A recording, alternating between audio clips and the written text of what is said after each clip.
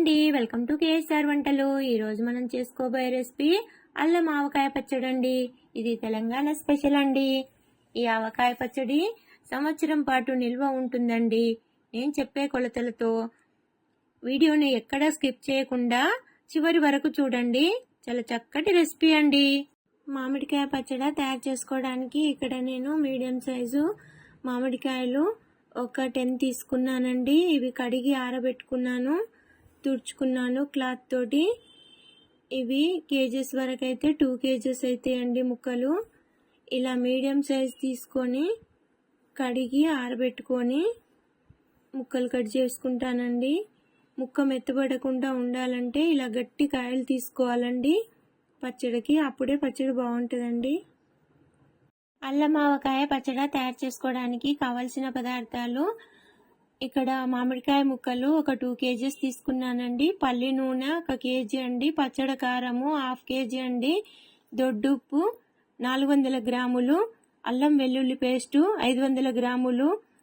ఆవపొడి 3 spoons. జీలకర్ర మెంతుల పొడి 2 స్పూన్స్. పసుపు 1 స్పూను. ఇంగువ 1/3 స్పూను. 100 గ్రాముల వెల్లుల్లి రెబ్బలండి. పచ్చడి కలుపుకోవడానికి ఇక్కడ ఒక వెడల్పాటి పాత్ర తీసుకోవాలండి. నేను ముక్కలుగా కట్ చేసిన మామిడికాయ ముక్కలను క్లాత్తో తుడిచిపెట్టుకున్నానండి. ఇవి 2 కేజెస్ అండి. ఇందులోకి తీసుకొని కొంచెం ఆయిల్ వేసుకొని అంతా కలుపుకోవాలండి. ఆయిల్ పట్టియడం వలన ముక్క గట్టిగా ఉంటుందండి. ఇక అంతా ముక్కలకు పట్టియాలండి ఆయిల్ను. నేను ఇక్కడ పల్లి నూనె, గానుగ పట్టించిన పల్లి నూనె తీసుకున్నానండి. ఇష్టమండి నువ్వుల నూనె కూడా తీసుకోవచ్చు, టేస్ట్ బాగా ఉంటుందండి. పల్లి నూనె అయినా నువ్వుల నూనె అయినా, కానీ రిఫైండ్ ఆయిల్స్ మాత్రం వాడకూడదండి, టేస్ట్ ఉండదు. ఇక్కడ కారం తీసుకుంటున్నానండి 500 గ్రామ్స్ అండి, అంటే 1/2 కేజీ కారం తీసుకుంటున్నాను.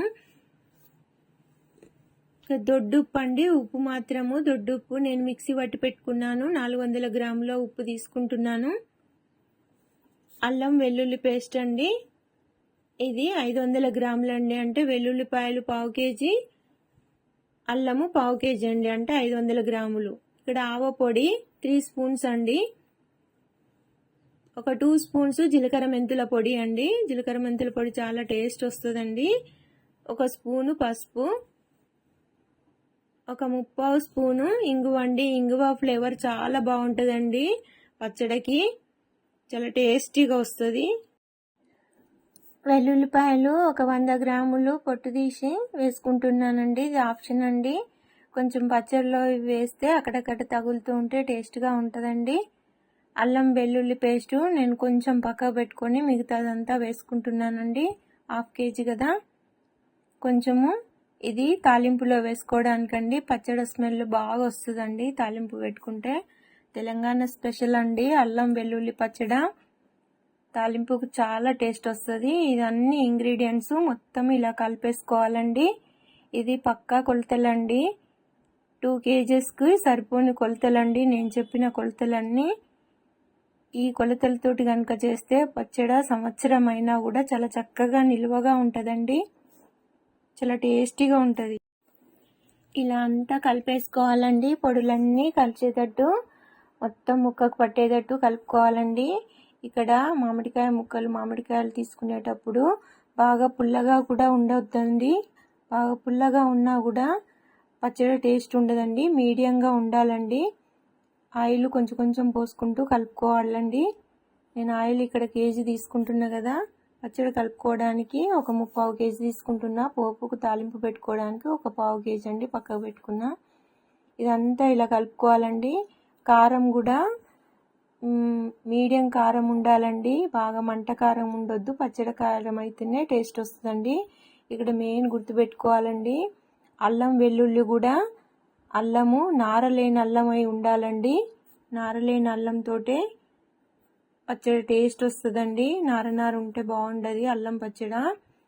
అల్లం వెల్లుల్లి ఇలా మెత్తగా రుబ్బుకొని మిగతా నూనె ఆయిల్ అంతా పోసేసుకొని ఇలా కలిపేసుకోవాలండి. పచ్చడి సంవత్సరం పాటు నిల్వ ఉండాలంటే ఈ టిప్స్ ఫాలో కావాలండి.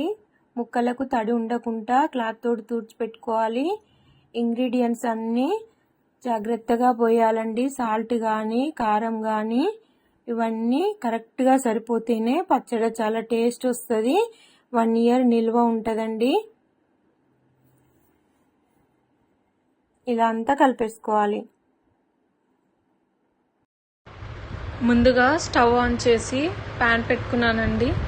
దాంట్లో ఒక 1/2 కిలో ఆయిల్ పోసుకుంటున్నానండి. నేను ఆయిల్ వేడైపోయిందండి. ఇప్పుడు నేను పోపు దినుసులు తీసుకుంటున్నాను.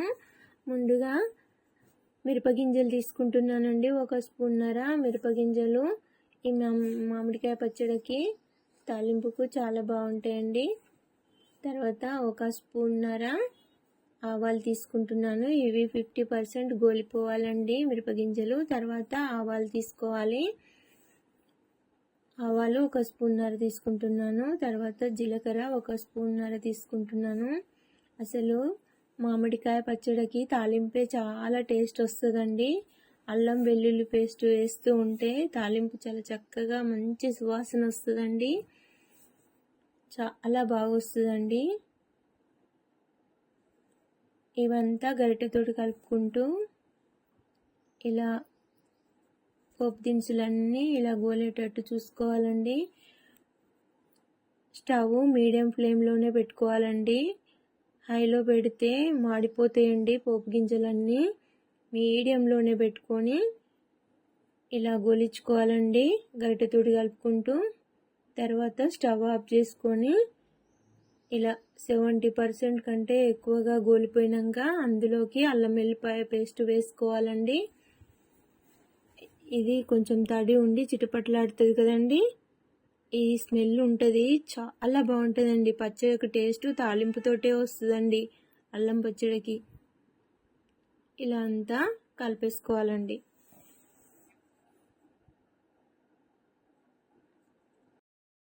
తాలింపు అంతా చక్కగా గొలిపోయిందండి. ఇప్పుడు నేను ఇది పచ్చడిలోకి తీసుకుంటున్నాను. ఇక్కడ తాలింపు అల్లం వెల్లుల్లి పేస్ట్ 50% వరకే గోలాలండి. బాగా మాడిపోయేటట్టు గోలించుకోవద్దండి, ఎందుకంటే పచ్చడి టేస్ట్ పోతుంది. ఇక్కడ అల్లం వెల్లుల్లి ఘాటుకే పచ్చడి, అల్లం పచ్చడి అంటే బాగుంటుందండి. ఆవపొడి ఎక్కువగా పోసుకోం కదా, ఇక్కడ అల్లం వెల్లుల్లి ఘాటుకే పచ్చడి చాలా టేస్ట్ వస్తుందండి. అల్లం ఫ్లేవర్ వస్తుంది. ఇది మెయిన్ గుర్తుపెట్టుకోవాలండి. ఏ టిప్పు, మొత్తం అంతా ఇలా ఒక్కలకు పట్టేటట్టు పోపును కలుపుకోవాలి. అంతా ఇలా కలిపేసుకోవాలండి. మొత్తం అంతా పోపునంతా కలిపేసుకొని ఇప్పుడు నేను ఒక బాక్స్లోని కానీ ఒక జాడీలో కానీ తీసుకోవచ్చు. నేను ఇక్కడ ఒక ప్లాస్టిక్ బాక్స్లోకి తీసుకుంటున్నాను. ఇది తడి లేకుండా మంచిగా తూడ్చి పెట్టుకోవాలండి. మొత్తం అంతా ఈ బాక్స్లోకి తీసేసుకోవాలి. తడి అస్సలు ఉండకూడదండి. ఇక్కడ మెయిన్ గుర్తుపెట్టుకోవాలి, కొంచెం కూడా తడి ఉండకూడదు. పచ్చడకు జాగ్రత్తగా ఉండాలండి. పచ్చడి అంతా బాక్స్లోకి మొత్తము తీసేసుకోవాలండి. ఇలా మొత్తం అంతా తీసుకొని పచ్చడిను ఒకసారి గరిటెతోటి ఇలా అంతా కొంచెం నొక్కుకొని ఇలా అంతా సర్దుకోవాలండి. బాక్స్ అంతా వెడల్పుగా అంతా సమానంగా అనుకొని దీనికి మూత పెట్టేసుకోవాలండి. మూత టైట్గా ఉండాలండి. ఇలా అంతా సర్దుకొని మూత పెట్టుకోవాలి. ఎంత టైట్గా ఉంటే బాక్సుకు పచ్చడి అంత చక్కగా ఊరుతుందండి. ఎందుకంటే గాలి తగలకుండా ఉండాలండి, టైట్గా ఉండాలి. అలాంటి బాక్స్నే తీసుకోవాలండి. దీనికి ఒక క్లాత్ కట్టుకొని పక్కకు పెట్టుకోవాలండి. 3 days వరకు ఈ పచ్చడిని ముట్టుకోకూడదండి. 3 days తర్వాత పచ్చడిని ఒక పెద్ద బాక్స్లోకి తీసుకొని మొత్తం అంతా కలుపుకోవాలండి. పచ్చడి మొత్తము ఊరుతుందండి. అందులో ఉప్పు, కారము, అల్లం వెల్లుల్లి పేస్టు, పొడులన్నీ కలిసి చాలా చక్కగా ఊరుతుందండి. 3 days వరకు ముట్టుకోకూడదండి. పచ్చడిను పక్క పెట్టేసుకోవాలి.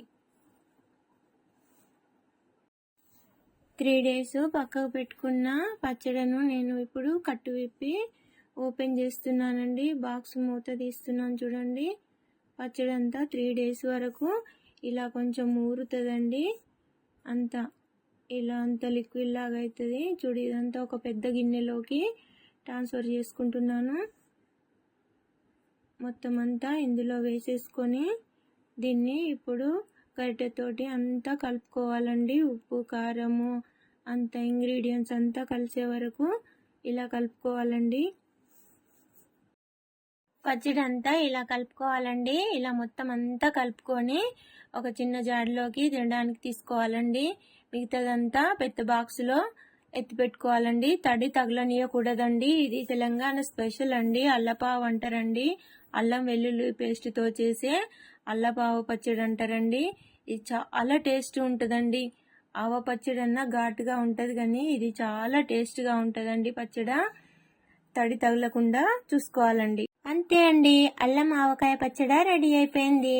ఎంతో టేస్టీ అల్లం ఆవకాయ పచ్చడి రెడీ అయిపోయిందండి. నాకైతే ఈ రెసిపీ చాలా చక్కగా వచ్చిందండి. చూడండి, చూస్తుంటేనే ఈ స్మెల్కే అసలు ఎప్పుడెప్పుడు తినాలా అనిపిస్తుందండి. ఇలాంటి రెసిపీస్ కోసము నా ఛానల్ని సబ్స్క్రైబ్ చేసుకోండి. Please do like, share, comment చేయండి. ఈ రెసిపీ మీకు ఎలా వచ్చిందో కామెంట్ బాక్స్లో కామెంట్ చేయండి.